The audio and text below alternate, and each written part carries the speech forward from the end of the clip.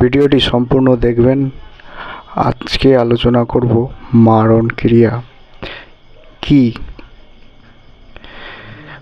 বন্ধুরা, এমন একটা ক্রিয়া বা তন্ত্র, একে মারণ ক্রিয়া বলা হয়, অর্থাৎ তন্ত্র যার মাধ্যমে মানুষ মারা যায়। তবে কিভাবে মারা যায় এটা আজকে আলোচনা করব, বা কেন মারা যায় এটাও আলোচনা করব। এই তন্ত্রে বেশিরভাগ ক্ষেত্রে যখন মানুষ উপায় পায় না তখন মারা যায়। তবে কি উপায় পেলে একমাত্র তান্ত্রিক ক্রিয়া তান্ত্রিকই কাটতে পারে। তবে আপনি ভাবছেন কি আপনার বাড়ির সদস্যের এই ক্রিয়াটা করে রয়েছে, সে নিরন্তর কাতর কণ্ঠ অর্থাৎ চিৎকার করছে, চেঁচামেচি করছে, কান্নাকাটি করছে,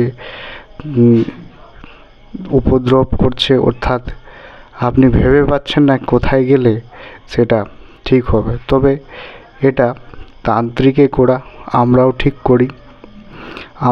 করি বন্ধু এগুলো। তবে মনে রাখবেন এর জন্য বিশেষ দক্ষিণা রয়েছে।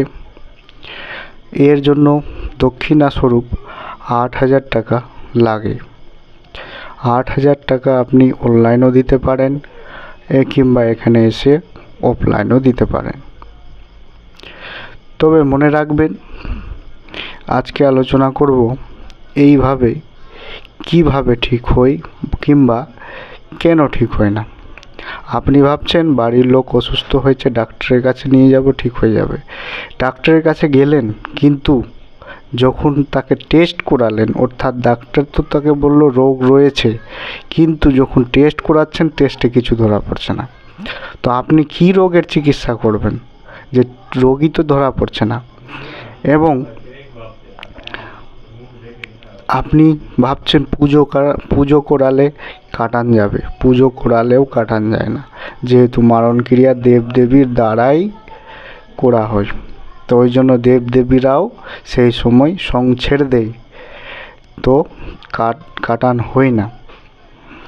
একমাত্র তান্ত্রিক দেবদেবীকে মানিয়ে সেটা কাটান দেয়।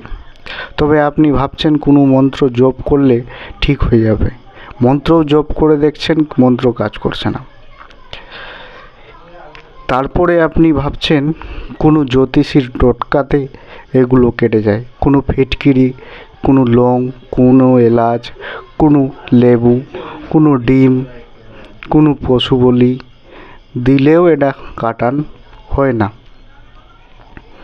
তবে মনে রাখবেন যখন নিরুপায় তখন উপায়ের সন্ধান মানুষ করে।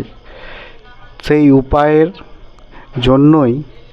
সন্ধানের জন্যই একটা সামান্য আলো পথ দেখানোর জন্য আমরা রয়েছি, এবং আমরা সুস্থ করেও তুলি।